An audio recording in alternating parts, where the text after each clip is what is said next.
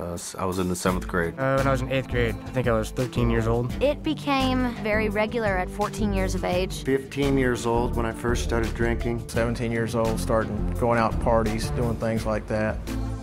At first, drinking was a sociable thing, you know. I drank with my friends. Thought I was really cool going out with all the older guys, and I'd try to show off in front of them and drink myself stupid.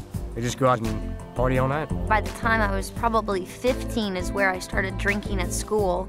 Putting it in a water bottle, I would take vodka or gin, something clear that looked like water, and I would just drink in class and pop mints in my mouth. We'd go in, break into his parents' liquor cabinet, fill up our super big gulps full of ice and Everclear, and then stop by 7-Eleven and fill the rest of it up with Coke, and then make it to first period. I was drinking not just at parties and stuff, but after classes and after work, and even at work. I waited tables, so it was very easy access to alcohol. It was just hard to say no. It was so readily available, and it was constantly there. My drug problem wasn't something that happened immediately.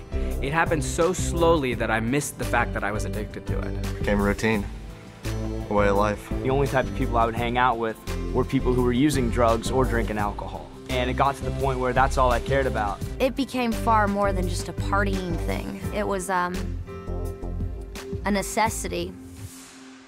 Without having alcohol in me, I could not function. I kind of became a loner because all I ever wanted to do was just drink and drink and drink. It felt like it was my only friend. Felt like that it was always there for me somewhere. You know, when things were going bad, I could always have a few drinks. Well, for me, it was never a few drinks. It was always a lot of drinks. I was consuming about 30 beers a day, a whole case of beer, and 3/4 of a gallon of light rum. I would essentially have that and black out every night. I could do nothing but drink 24/7, drink, pass out, drink, pass out. I literally started drinking so much that I would shake if I didn't have a drink. When I would not drink, I'd get extremely sick, deathly sick. Just really achy all over, and you have headaches, and you're so dehydrated that you have no energy. Alcohol had been, in and out my body so much that it had tore away some of the lining of my esophagus, and blood was creeping in. I was a physical disaster. I was that far in my addiction of physical withdrawal that when I shut that alcohol intake off, my body tried to shut down. The actual withdrawal from alcohol can kill you, for one thing, if it's too intense. Your body has no vitamins or is dehydrated, and you can have DTs, and you can seizure to death. It's terrible. I got a phone call, that my father was in the hospital and that he was really, really sick, and that he wasn't going to make it. So the next day I got on a plane to go home, and my only way to confront this was to drink alcohol. So I showed up at the airport pretty drunk, and my family, saw me there, and, they didn't know what to say. The worst thing about it is that my father was kept conscious so that he could see me before he passed away. But instead of disgracing his memory, they'd put him on life support. I had gotten kicked out of this bar for fighting. I was beyond drunk, and I was attacked and raped. And I went home, and I stayed in my apartment for a week. My mom would come knocking on the door. I'd pretend I wasn't home. I felt like it was my fault. I was the one that was at that bar. I was the one that was getting drunk. I went home, and I had a roommate. And for some reason, we got into an argument, which resulted in a fight, and the cops got called. I blacked out for part of it, so I couldn't figure out why I was waking up in jail. I drank some beer there at the bar inside the airport. I just ordered another beer and put my backpack on and started walking through the terminal smoking a cigarette. I didn't care what I was supposed to be doing, and I ended up getting a fight with the police there at the airport, and I woke up in jail. I had staples in my head. In the military, I woke up and I actually had to crawl on my hands and knees off the flight deck of the carrier because I couldn't walk, and then I got discharged from that and lost a girlfriend and a kid and my whole life. I drank to blackout one night. Well, sometime about an hour later, I got back up. I went to my bedroom. My wife wasn't there.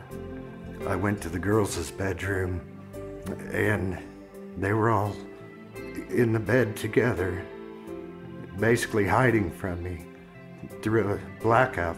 And I decided right then that I couldn't stay there anymore. I was afraid I was going to hurt someone at a blackout. You know, I haven't had a drink in 3 years, yet I'm reminded daily of my alcohol abuse because of the long-term effects. I have horrible short-term memory, and it makes everyday life very difficult for me.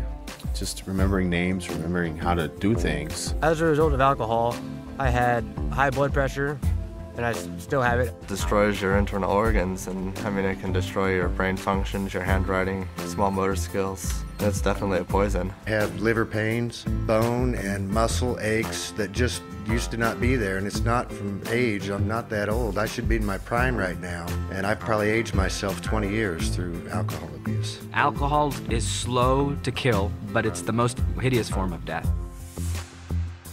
If I had known how sneaky and dangerous and insidious alcohol is, if somebody had kind of told me, and if I had known that it's not this symbol for a good time, I think that would have made a difference. It's not like some of the other drugs that instantly after your first time you're hooked and you're addicted to it. A lot of times, you know, most of my friends didn't even like the taste of beer when they first started drinking. It started out as something that was fun, something we did on weekends. How it progressed to an everyday, all-day thing is beyond me. I have no answer to that. I do not understand how that happened, but it did. It's nothing but misery. For the last 12, 13 years of my life, I've spent probably over $500,000, and over 4 or 5 years of that has been institutionalized, whether it be in a alcohol treatment rehab facility or, you know, incarcerated. Alcohol's just as bad, if not worse, than heroin or barbiturates or anything else. I don't know, if 60% of people go out to drink and get drunk, chances are that they're gonna lead to something else and they're gonna end up on the downward spiral. I may not be very old, but I have definitely seen some hellish things from alcohol. To be honest, I didn't think someone could get to the point that I was at my age. I thought that took years and years, but no, downward spiral. It might seem fun at the beginning, but after you get stuck in that lifestyle for years, you realize how not fun it is. It's terrifying.